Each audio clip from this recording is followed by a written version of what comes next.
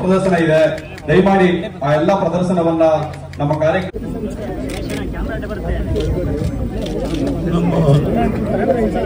ನಮ್ಮ ಪಕ್ಷದ 25ನೇ ವರ್ಷದ ಕಾರ್ಯಕ್ರಮವನ್ನು ಈ ದಿನ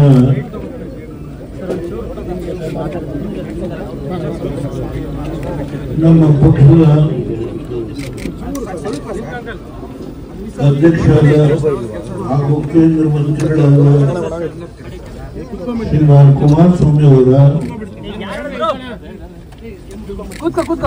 ನೇತೃತ್ವದಲ್ಲಿ ಹಾಗೂ ಯುವಜನತಾದಳದ ಅಧ್ಯಕ್ಷರಾದ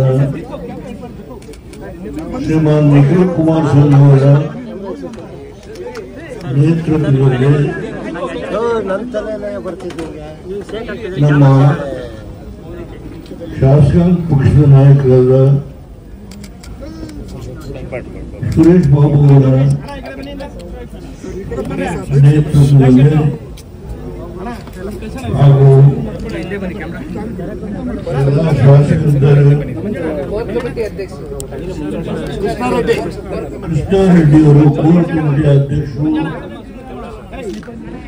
ಹಾಗೂ ವಿಧಾನ ಪರಿಷತ್ತಿನ ಸದಸ್ಯರುಗಳು, ಶಾಸನಸಭಾ ಸದಸ್ಯರು ಈ ಒಂದು 25ನೇ ವರ್ಷದ ಈ ಸಮಾರಂಭದಲ್ಲಿ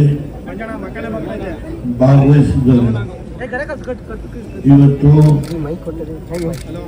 ರಾಷ್ಟ್ರೀಯ ಮಟ್ಟದ ಕಾರ್ಯಕಾರಿ ಸಮಿತಿ ಸಭೆ, ನಾಳೆ ಅಂತಿಮವಾಗಿ ಇವತ್ತೇನು ಸಭೆ ಮೀಟಾಗಿ ಅನೇಕ ರಾಜ್ಯಗಳಿಂದ ನಮ್ಮ ಮುಖಂಡರುಗಳು ಬಂದಿದ್ದಾರೆ. ಅವರೆಲ್ಲರ ಅಭಿಪ್ರಾಯವನ್ನು ಸಂಗ್ರಹಣೆ ಮಾಡಿ ಪಕ್ಷದ ಬೆಳವಣಿಗೆಯ ಬಗ್ಗೆ ಕುಮಾರಸ್ವಾಮಿ ಅವರ ನೇತೃತ್ವದಲ್ಲಿ ಈ ರಾಷ್ಟ್ರದಲ್ಲಿ ಅನೇಕ ರಾಜ್ಯಗಳಲ್ಲಿ ನಮ್ಮ ಪಕ್ಷದ ಸಕ್ರಿಯ ಕಾರ್ಯಕರ್ತರಿದ್ದಾರೆ. ಮಹಾರಾಷ್ಟ್ರದಲ್ಲಿ, ತಮಿಳುನಾಡಲ್ಲಿ, ಇವನ್ ಉತ್ತರ ಪ್ರದೇಶದಲ್ಲಿ ಅನೇಕ ರಾಜ್ಯಗಳಲ್ಲಿ ಗೊತ್ತೇ ಸೆಳೆತ ಹೋಗಲ್ಲ. ಅದರಿಂದ ಅನೇಕ ಮುಖಂಡರು ಬಂದಿದ್ದಾರೆ. ನಮ್ಮ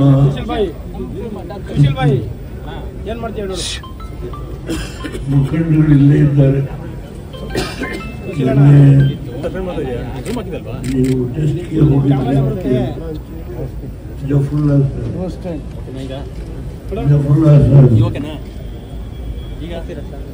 ನಿನ್ನೆ ಅವರ ಆರೋಗ್ಯಕ್ಕೆ ತಪಾಸಣೆ ಮಾಡಲಿಕ್ಕೆ ಹೋಗ್ಬಿಟ್ರು ಅಂತ ಕೇಳಿ, ಹೀಗೆ ನಾನು ಎಲ್ಲರ ಹೆಸರನ್ನ ಹೇಳ್ತಾ ಇಲ್ಲ.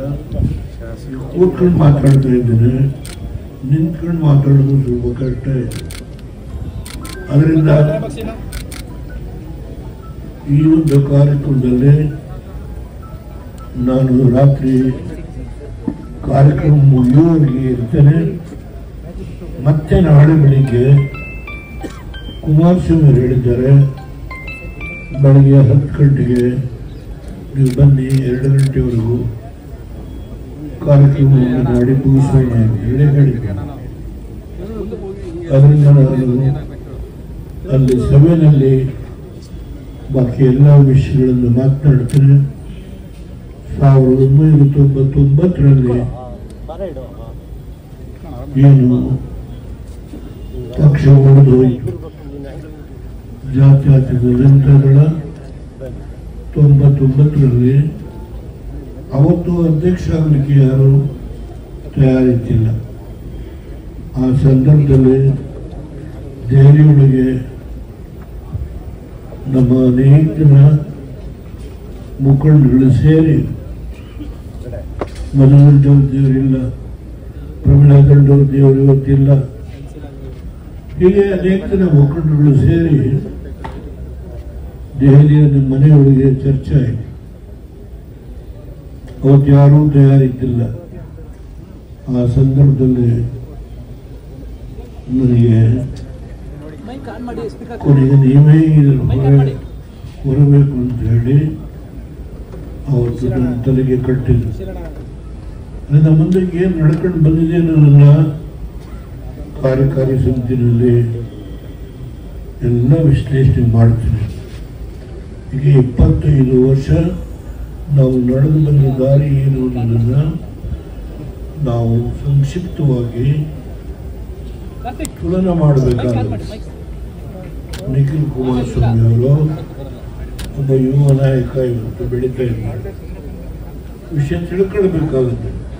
ಹೇಗೆ ನಾವು ಈ ಪಕ್ಷ ಯಾವ ನೋವನ್ನು ಅನುಭವಿಸ್ಕೊಂಡು ಯಾವ್ಯಾವ ರೀತಿ ನಡ್ಕೊಂಡು ಬಂತು ಅನ್ನೋದನ್ನು ನಾವು ಇವತ್ತು ನಮ್ಮ ಪಕ್ಷದ ಲಕ್ಷಾಂತರ ಜನ ಕಾರ್ಯಕರ್ತರಿದ್ದಾರೆ.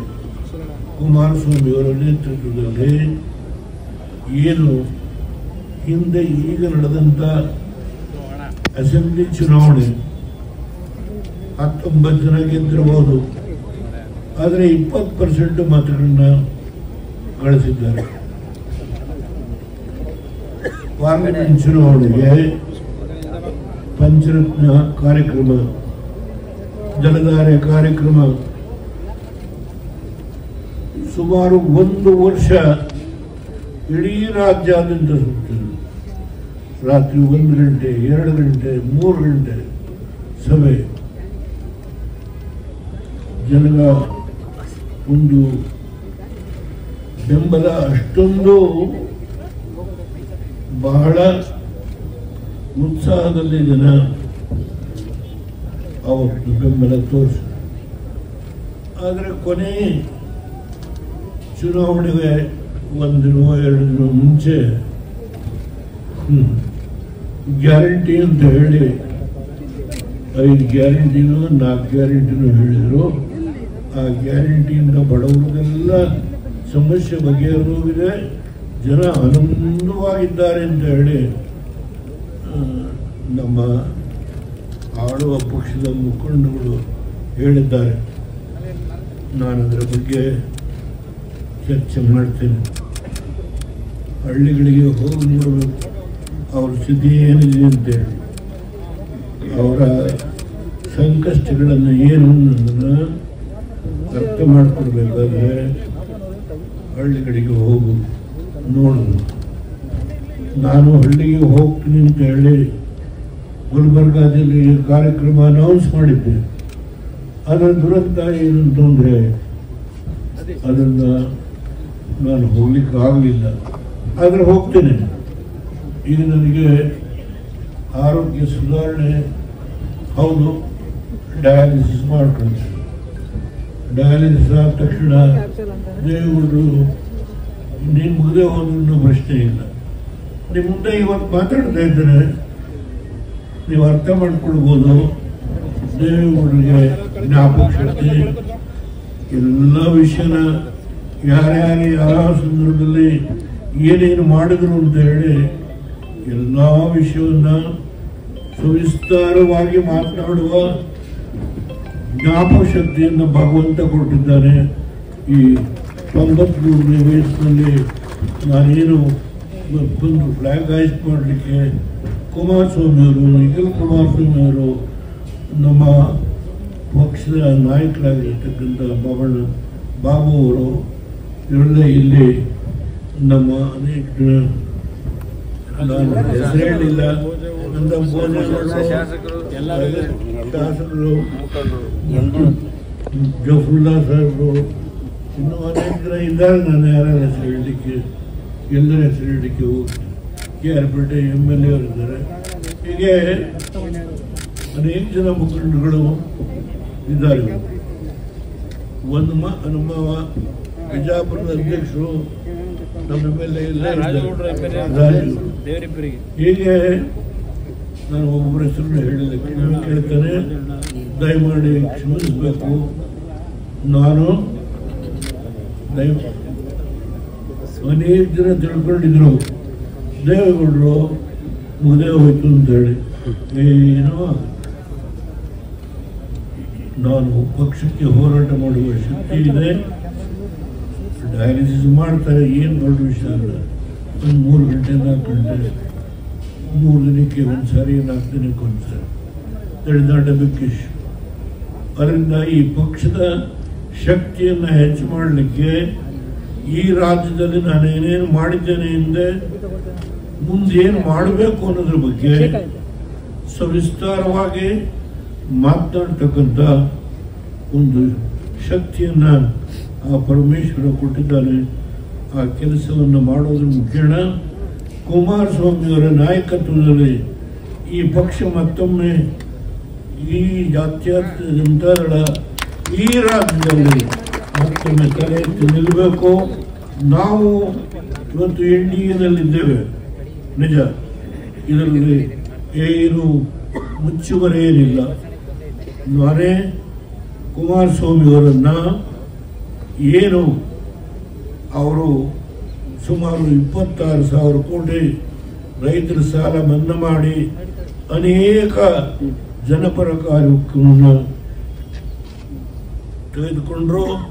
ಆ 14-15 ತಿಂಗಳಲ್ಲಿ ದುರಂತ ಏನಂದ್ರೆ ಅವರು ಸರ್ಕಾರ ತೆಗೆದಿದ್ದು ಇವತ್ತು ಯಾರು ಮಹಾನುಭಾವ ಮುಖ್ಯಮಂತ್ರಿ ಆಗಿದ್ದಾರೋ ಅವರೇ ಸರ್ಕಾರ ತೆಗೆದಿದ್ದು 18 ದಿನ ಡೆಲ್ಲಿ ಕಳಿಸಿದ್ರು.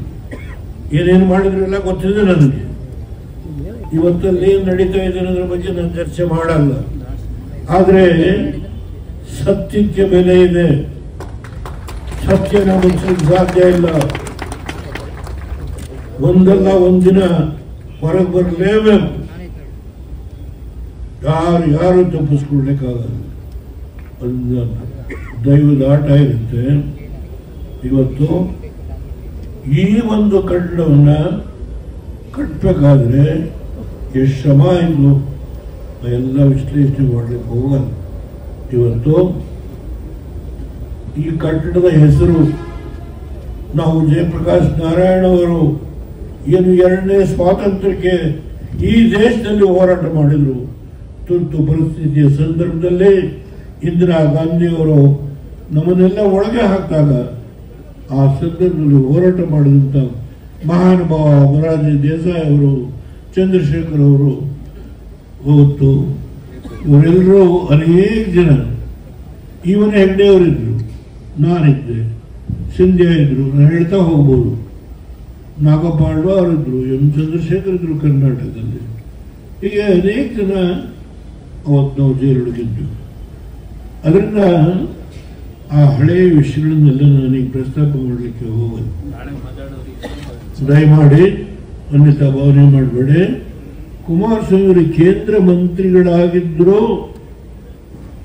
ಇವತ್ತು ಈ ಪಕ್ಷದ ನಾಯಕತ್ವ ಯಾಕೆ ಅಂದ್ರೆ 2 ಸಾರಿ ಮುಖ್ಯಮಂತ್ರಿ ಆಗಿ ಅವರು ಪಡ್ಕೊಂಡಿರ್ತಕ್ಕಂಥ ಅನುಭವ ಅವ್ರಿಗೆ ರಾಜ್ಯದ ಮೂಲೆ ಮೂಲೆ ಗೊತ್ತಿದೆ, ಜನಗಳ ಸಮಸ್ಯೆ ಗೊತ್ತಿದೆ.